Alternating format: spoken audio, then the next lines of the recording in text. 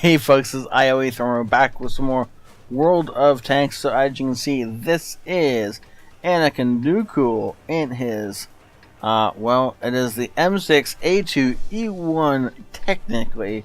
It's also called the Mutant, and it is one of the premium tanks you can get your hands on I believe it's if you pull a friend into World Tanks and they get to 1,000,000 experience earned, then you get one of these bad boys.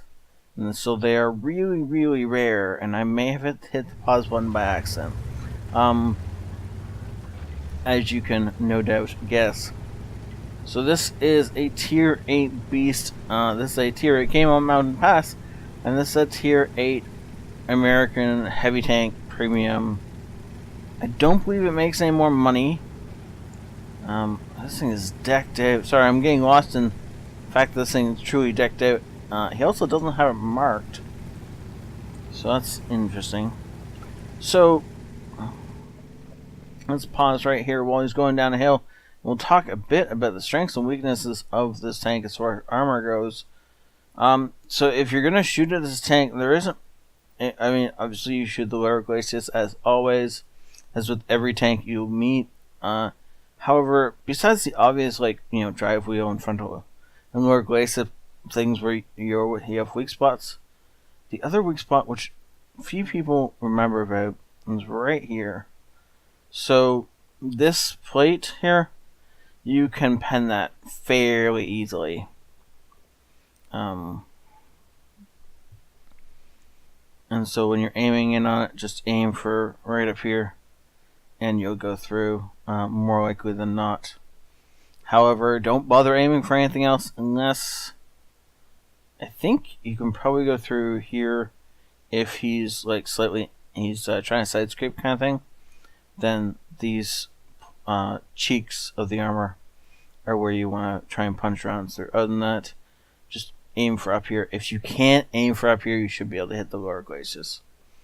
And if you can't do either, just run or track him or whatever. I seem to be orange. I don't know why I'm orange. I just seem to be orange. But anyway, so this thing is well renowned for its ability to bounce shots and its ability to just continue ricocheting damage out into the sky. So yeah, don't shoot it unless you know you got a shot on the upper turret or one of those cheeks in its armor if it's side scraping. Other than that, lower glacis or or just track it, get around its flanks. Its flanks are extremely weak. Everything but the front of this thing's armor is extremely weak. So before we get into the game, as always, if you want to support the channel, then please go ahead and like this video. Also, if you could please share it with your clan members and friends, that would be amazing as well. We go ahead and just awesome little almost snapshot, barely aiming that thing and putting it around into the Panther. And the Panther, I thought for a sec the Panther was just going to sit there and get himself shot again. He does get himself taken out by the IS-2, who must have sat there aiming for ever and a day in order to land that shell, because I played an IS-2 and they are not what you call accurate. Now, if we were up there, this would be a great position. However, it's a T-29 up there. This is not a good game for us. Looking at this part of T-29, the only place he can pen, looking at this, if he hits this part here at the right with premium rounds, he might go through that. Other than that, he wants to hit the cupola. Other than that, maybe the cheek. But only if the T-29 is looking slightly past him off to this side. And flattens that cheek out a little bit more. And so he's got the cupola to shoot at with standard rounds. And the cheek of the T-29 looks that way some more. And that's about it. That T-29 is right next to being invulnerable at this particular point in time, but the Tiger isn't. So what he wants to do is he wants to either, look at that, he's found the cupola. Can't hit it though. So what he wants to do is wait till T29 fires, and then he's going to have to charge. T29 is fired. He's not going to charge. Looks like he's in fact trying to hunt down some of those other weak spots we talked about, and he's trying very hard to hit the hull, but it's going to be a really hard thing to hit it and pen it from this distance. There's only a couple of pixels where he can actually go through, and he didn't find them with that shot. And he doesn't want to sit in the open because, of course, T29 can definitely hit his weak spots if he leaves them exposed. Watching the T29 fire, he's decided he can't wait here anymore, which is the right decision. So he's in fact going to push up. Now this means the Tiger is going to have a lot harder chance penning him. Not that the Tiger ever really had an easy chance. But that weak spot on the turret is hard to hit when he's on the move. T29, it looks like it got hit by something. Maybe artillery. And that Tiger definitely got hit at least once by the Chi-Ri. Now, our backup has turned the corner and gone down for easier targets down here. So it's really just him and a Chi-Ri now with a little bit of arty support. And they really can't count on the arty support because of the fact that artillery may not connect. Observation device got taken out, but there's no point in fixing it because of the fact that we can see the targets physically right in front of us. There's no point in repairing the observation device. Might as well just let it repair on its own, and it will be good enough. He's going to push around the corner. Now that he's got the T29 on flat ground, he can use that to his advantage and really bully this T29.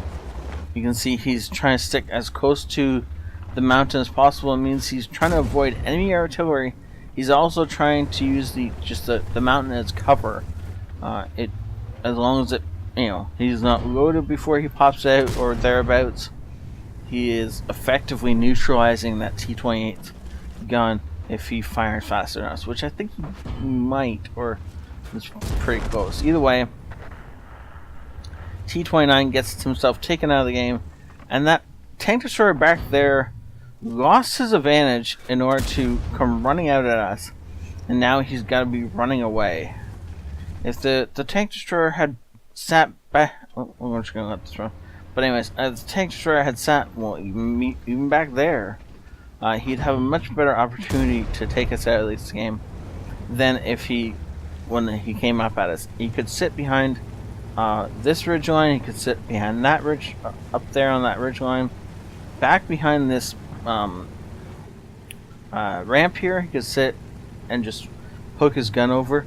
Instead, he chose to charge, and with that, he lost all his advantages.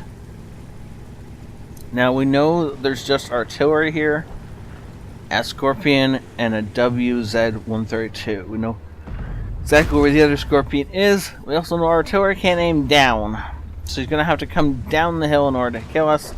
And that beautiful ram, letting the artillery ran himself to his own death on us, and he doesn't even damage us because he doesn't weigh enough. The Scorpion's going to hurt if he connects the shot, but I don't think he's looking at us. I think he is in fact trying to shoot the Comet behind us, because the Comet is a one-shot kill. And that's exactly what's going on. Yes, do in fact get the kill on the Scorpion, and he's swinging around going for that top gun, but he's not going to get it because the VK is going to take out the 132. No!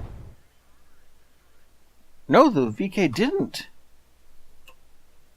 And there's no chat going on. So, oh no, wait, there is chat. But it's not, none of it says that he's requesting the top gun. So either that VK figured out that he had a top gun waiting and didn't take the kill, or the VK just screwed up. He was, or I guess it's possible he was still reloading. And the reason it felt like he was firing so fast earlier was because he had backup. But either way, it, it works out sometimes, right? That was a well played game in a tank you rarely see. That was beautiful. Ace Tanker, Bruiser, Duelist, Fire for Effect, Shellproof, Cool Headed, Steel Wall, and Top Gun. Survived 10 ricochets and non-pens in a row from enemy players. Every single shell of this game ricocheted or got eaten by tracks. He didn't take a single lick of damage, which makes this number all the better. Wow. 3,300 damage dealt. He earned those 6 kills, and he pushed an entire side more or less by himself by timing his run between enemy shells there at the start. So he pushed on the T-29 after the T-29 had fired, and then just bullied the rest of them into submission. He bounced almost as much damage as he did, with almost 3,000 damage blocked and just over 300 damage dealt. That is a really amazing game. And this is the kind of game I wish I could put in like the 6k damage category, but it doesn't quite fit there, though that is definitely an impressive number. Wow. And look at that. If he'd been running a premium account, he would have made bank off that. As it is, he only made a little bit of cash, but still completely worth it, and definitely makes me wish I had one of these things so I could run it. Because good lord, do they look fun. So thank you all for watching again. If you want to support this channel, you could always hit that like button and then share this with your friends and clanmates, and that would be amazing. Thank you all for watching. Have a great night. This ioEther out.